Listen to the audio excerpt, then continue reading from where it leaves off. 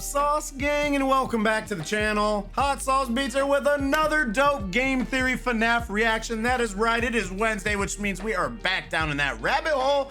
And today we are peeping out game theory FNAF, the monster we missed, FNAF VR Help Wanted. Now, last theory, which was FNAF you were meant to lose, FNAF VR Help Wanted, I absolutely loved. I'm loving his theory on the VR Help Wanted series so far after we got outside of the whole picture debacle. But this has been amazing and I'm super stoked to see where this goes. But before we jump into this, why don't you show old Matt Bad at Game Theory some love by subscribing to his channel. And if you enjoy my reaction, smash that subscribe button because it greatly helps. But enough talking, let's get to reacting and roll that bomb ass intro. Hot Sauce Beats is finally here. Hot Sauce Beats is finally here. Eat, sleep, make beats. Eat, sleep, make beats. Hot Sauce Beats. Woo woo. Oh, it's time to play. The books offer a closer peek at Henry and William Afton, how their partnership flourished early on, and how their view of the animatronics evolved over time. Thoughtful fans might want to give these sections a closer look to determine how they impact the story of the games as well. Right there, clear as crystal. For years, I've been trying to piece together the story of these games, right? But one thing has always served as a major sticking point, and that thing has been these books. Now, admittedly, these books entered the series at a tough time. FNAF 4 had released a few months prior, the game that, to this day, serves as the single biggest point of frustration for anyone trying to piece together the lore. Scott always trolls us. See also the FNAF 4 is also the best and the scariest. I love it. I love it. repeated use of the name Jeremy. But this one game was just too much. It was a game that played with so many different ideas. It played with dreams and dates and bites and balloon boys and new characters and new toys, kids that looked like established characters. I mean, what was real? What wasn't? No one had any idea, and still to this day, we are at a loss about what this game means for the entire franchise as a whole. And then, shortly after that, FNAF World would enter the picture, and well, we all know how well that one went. So, needless to say, it was a sensitive time for the series, and sandwiched in between it all was the Silver Eyes, the start of the novels, a story set in the FNAF universe, but not really. Dude, I love that logbook. Oh my God, I forgot. I want to get the logbook. I forgot about that. Scott Cawthon, when the books first came out, tried to make it clear what role these played in the greater story, but I don't know if it helped things. Here's his quote. "The truth is that after a while, lore can become so dense that there isn't any room for a story anymore. Another truth is that what makes for a good game doesn't necessarily make for a good book. Sometimes a timeline gets so full that the only way to tell a real story is have that story set in a different timeline, an alternate universe, a different location, or perhaps from a vantage point that isn't entirely what it appears to be." It's an interesting quote. True to Scott's style, it doesn't give anything away. So basically, yeah, well, of course it doesn't give anything away, but that just means we can have events happen and it not be lore, it not make sense.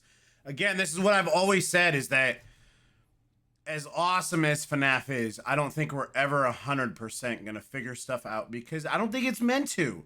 Like, I think Scott loves that we're all confused about this and always trying to theorize and figure out the lore, because that's what keeps us interested. That's what keeps us coming back for more. That's what keeps us constant. If we figured out the lore, we wouldn't be still talking about it and trying to figure it out. It's not meant to be figured out. I mean, it's meant to confuse everyone us. Immediately latched onto this idea that the books were somehow a separate and alternate universe. But if you come back and read that quote again, like I just did here for the first time in years writing this script, it's actually only one of the possibilities that he raised. In fact, now that all three of the books have come out and completed the main story arc, we actually know what they really were. It was that last thing, a vantage point that wasn't entirely what it appeared to be. Now, spoiler alert for the books, but basically at the end of this the grand finale, Fourth Closet, it's revealed that our main character, Charlie, is an animatronic recreation of a dead girl. Look at me learning, chat. I've come a long ways. I've come a long ways, fam. that the brilliant roboticist Let's go. Henry, co-founder of Freddy's, had a daughter named Charlotte who was kidnapped and killed by his partner William Afton at the age of 3, and that out of his grief, he rebuilt her, and that the character that we've been following for all 3 of these books isn't actually a human being, but just a glorified animatronic that grows older with time. Now, it sounds really weird, but here, let me explain. So, the 4 closets, what that's in reference to, basically, Henry created 4 versions of that Different robot, ages. each one meant to simulate a different life stage that she would never get to experience. Toddler, tween, teen, adult, thus allowing this robot child to grow up over time, infusing each one of those robots with fabricated memories of a childhood he created using a camera and tripod. And if you think that sounds weird, then you haven't finished reading this book, my friends, because this book jumps so many sharks. But that is nothing compared to what this book does to the animatronic baby that we all know and love. Baby, you know, the clown girl. Well, in the books, she's actually the perfect 4th adult version of Charlotte, but she's also the robot that still, like we see in the games, devours William Afton's daughter Elizabeth and then goes on to get possessed by her. So this one robot is simultaneously Elizabeth's soul inside of Charlie's adult body, but in addition to dancing and singing and extruding out ice cream, she also has the ability to switch between looking like a passable human, so much so that a character in here actually gets aroused by her, no joke, and also expanding somehow into a giant clown-shaped robot, the one that we all know and love. She does this by using a combination of needles with little balls on the end, as well as sound illusion discs. I mean, how ridiculous is this, right? It's a good thing nothing that stupid. Needles with balls on the end. What is... I don't even know. That's the first time I've ever heard that. We all know about the sound illusion discs. But appears in the games.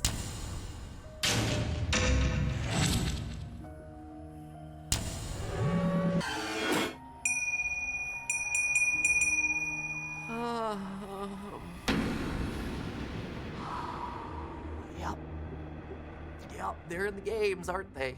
They are, actually. If you look at Baby's design as it's presented in the games, you see exactly what this book is talking about. So are they little antennas? Needles with the little balls on the end, and yeah, even the weirdo sound illusion discs. You might see where I'm going with this, right? Well, many hardcore fans want to dismiss the books and treat them as a separate entity, wall them off entirely from what's going on in the games.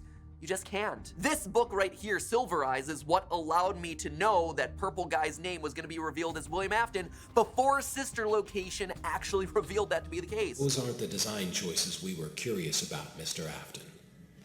Ah! Yeah!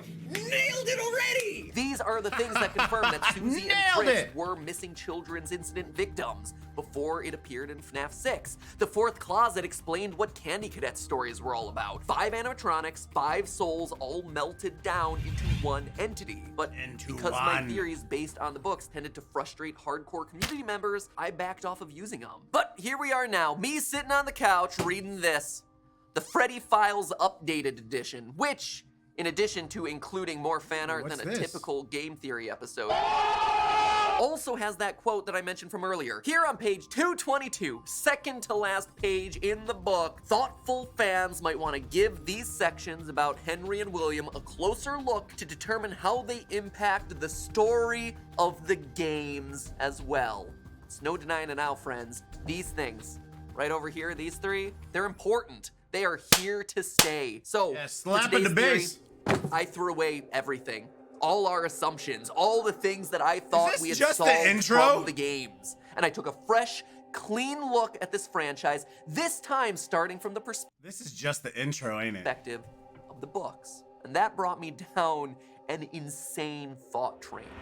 Now, I don't necessarily think that today's theory is right. I definitely think that there are plenty of holes in it, but I also don't think it's out of the realm of possibility for the story that Scott is trying to tell. It's a theory that's worth chewing on, because it simultaneously overturns a lot of the assumptions that we've made about this series, while also filling in a lot of logical holes in the timeline of events. This is a big one, and I'm curious to get your thoughts on it. Big like what we missed in Fnaf 4, kind of big. Here's my theory for you today. Mustard Man.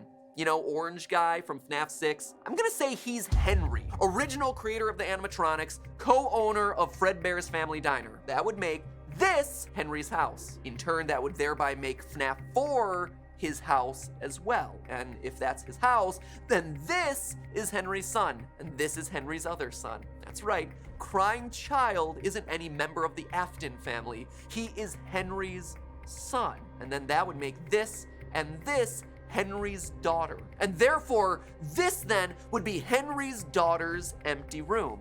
Now, hold on. I am sure there are plenty of you hardcore FNAFers out there who are ready to tear this huge list apart. This is clearly the Afton household. We have established this time and time again since the release of Sister Location, but stay with me. Sit back, relax.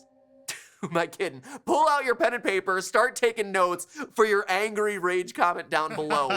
This is a FNAF theory unlike anything we've ever talked about, so let's just jump into it. So I already told you the big reveal at the end of the fourth closet, that our protagonist Charlie is a robot built in the image of Henry's dead daughter. But there is one last twist here. On the very last page of the book, we go to visit Charlie's grave, the real Charlie, the child who was kidnapped and killed at an early age. It's a grave that ends up high on a hill under a lone tree, similar to a very familiar scene that we see in the games at the end of FNAF 6, the gravestone ending. And on it, we're told the following words were etched into the stone: beloved daughter, Charlotte Emily, 1980 to 1983. First off, her last name is Emily? I mean, there's no other name written here, so that is her middle name. So Henry's last name is Emily? We're talking about the Emily family household?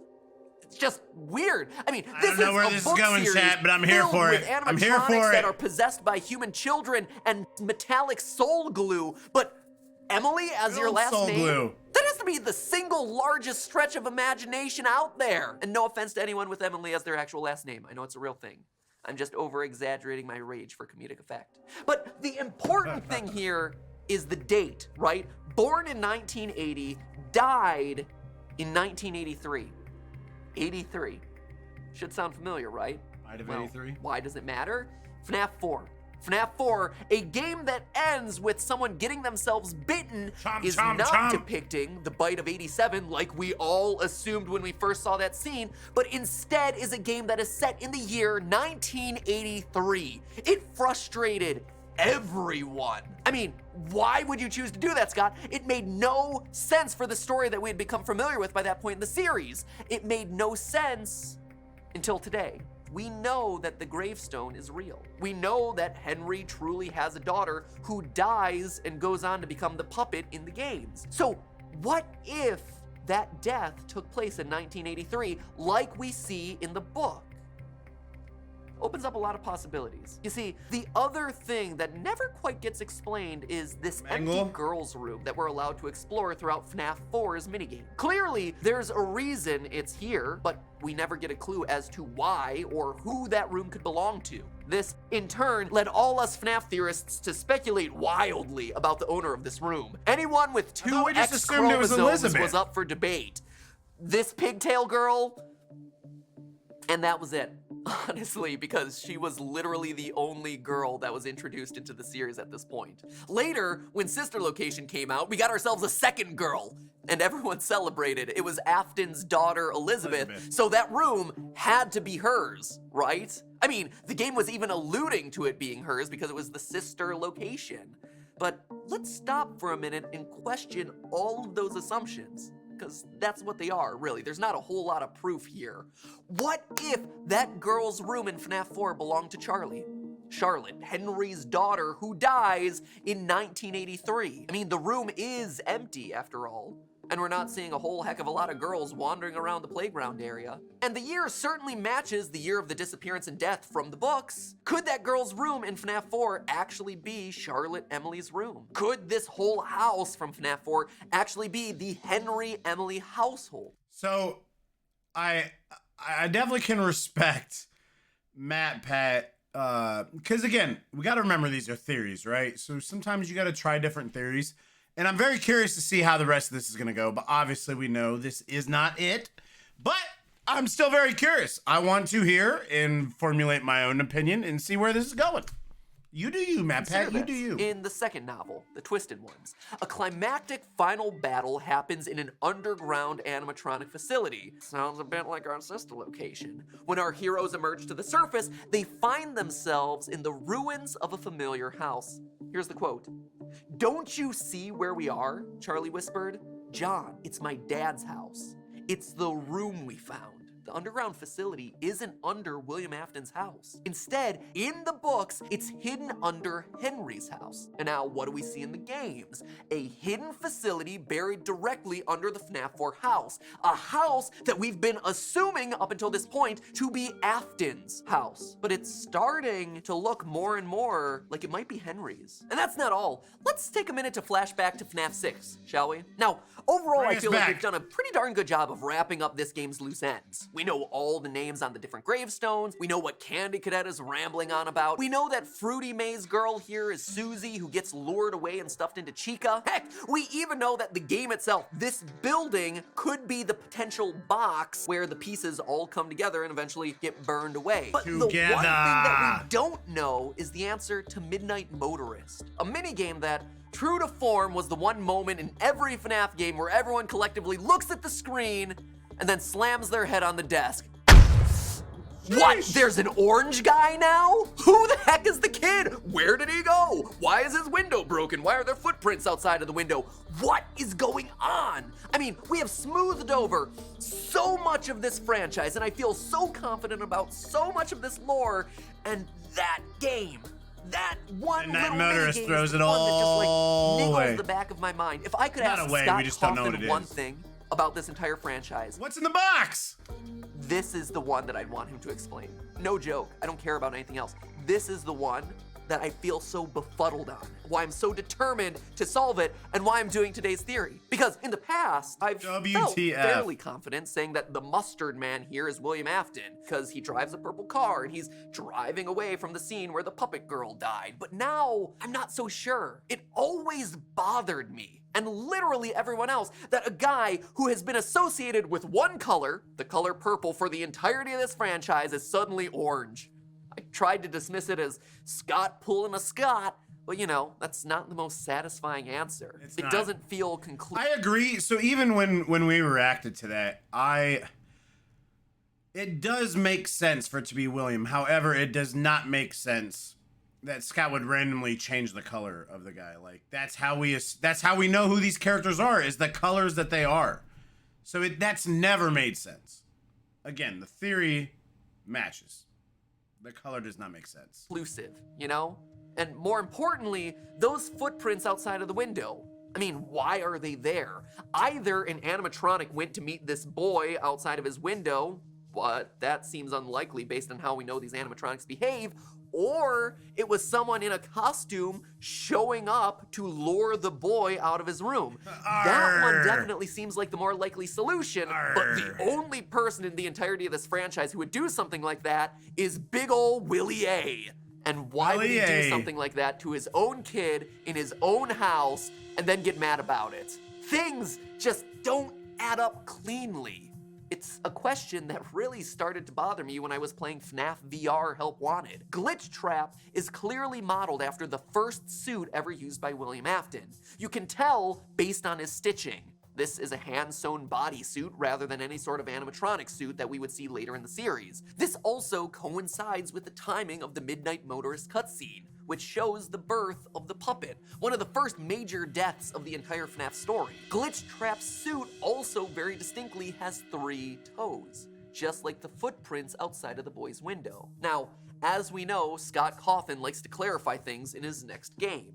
And if there was one huge question mark left from before, that Midnight Motorist minigame was it. So we have ourselves a suit that would have been in use around the time of the minigame, as well as a matching foot pattern to the design that we see in the minigame. Heck, we even have ourselves a potential reference to it from Ultimate Custom Night and the Toy Chica cutscenes. He'll be mine by the end of the day. I just know it. I told him to come over later. That should be enough. And if he doesn't show up, I'll just go to his house. And if he doesn't open the door, I'll just find a window. And here's where everything starts coming together. Let's assume that William Afton, in his Glitchtrap suit with its 3 toes, is the one who's standing outside of that window, outside of Henry's house. He lures the crying child out, now Henry's son, to bring him back to the place that he loves more than anywhere else in the world, Fredbear's Family Diner. But we know that this is also the night where William takes his first victim, Charlotte, who's killed outside of the diner. This would explain why in FNAF 6,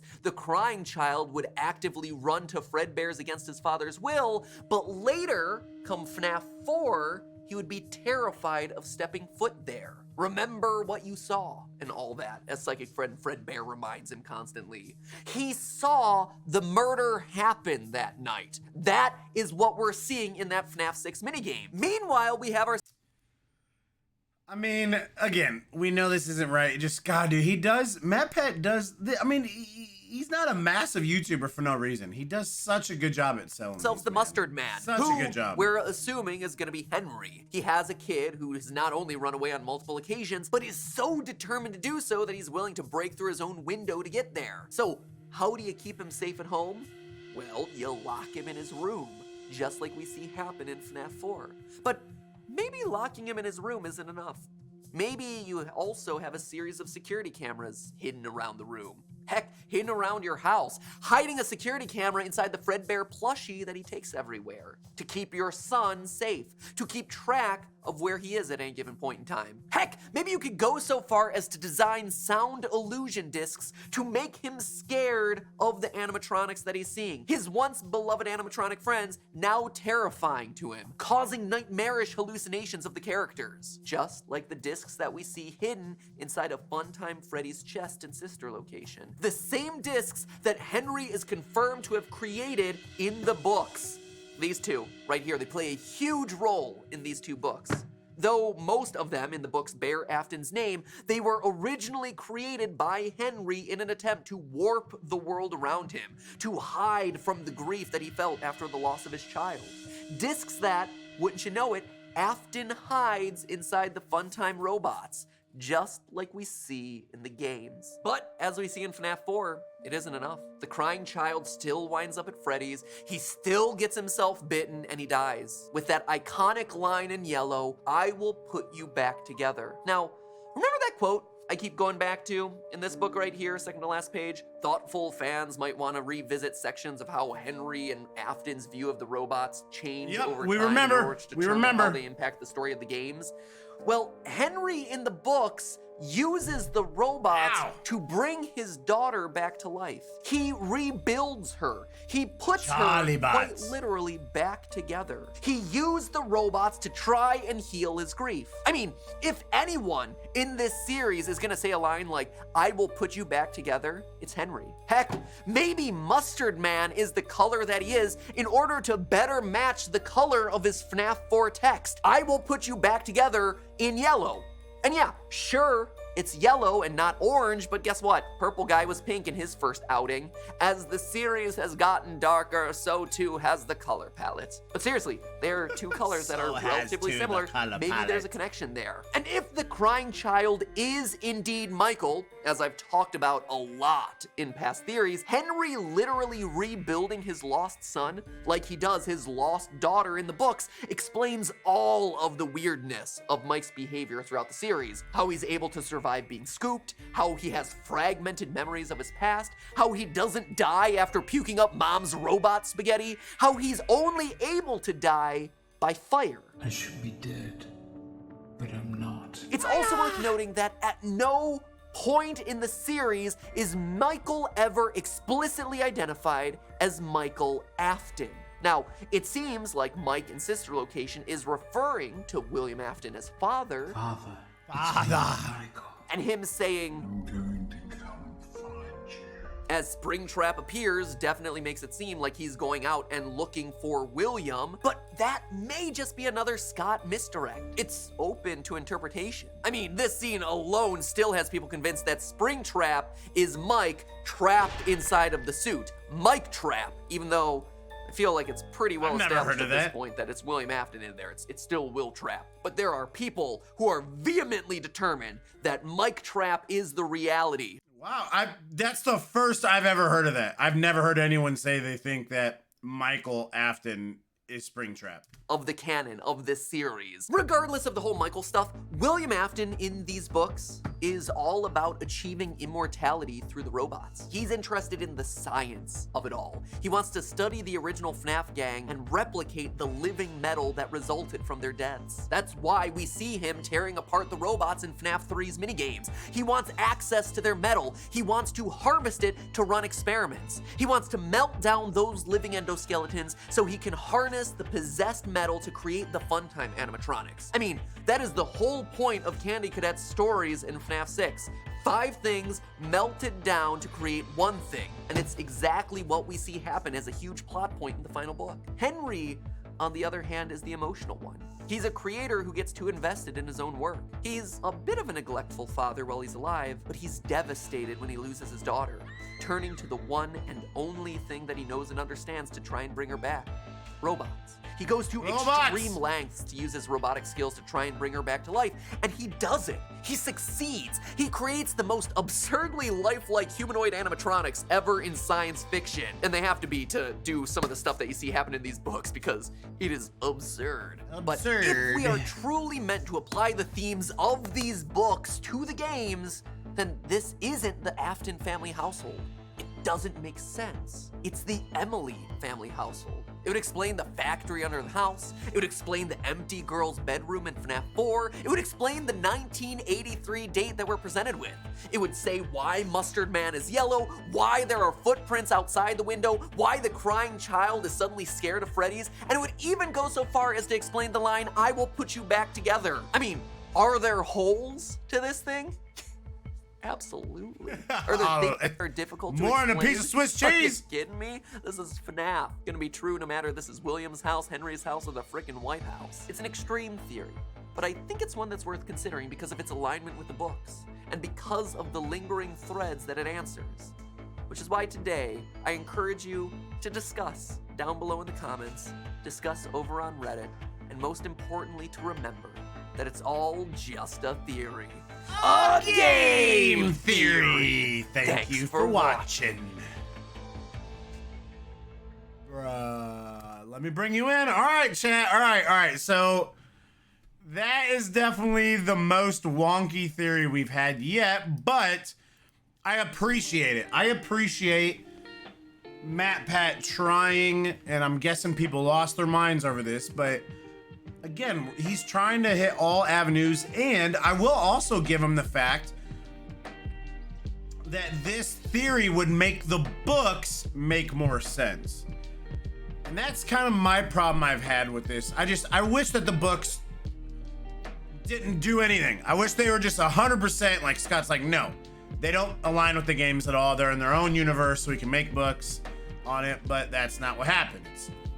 Some of it might be lore, some of it's parallel, some of it might be from someone else's perspective. Like that's why you pick and choose. So I respect the fact that I think this does match up with the books a little more, but it's way out there. This definitely makes no. But I had a blast reacting to this. Let me know in the comments what you think about this, and maybe if there's any kind of like takeaways that you got from it. But make sure you show Matt Pat some love by subscribing to his channel. And if you enjoy my reaction, please help support the channel by smashing that subscribe and like button. It's absolutely free and it greatly helps out the channel. Enjoy the rest of your day, and remember, it's eat, sleep, and make beats, and as usual, be counting it up. That's all I got. Boom, I'm out. Got love for the Sauce Gang. Peace out, chat. Woo woo.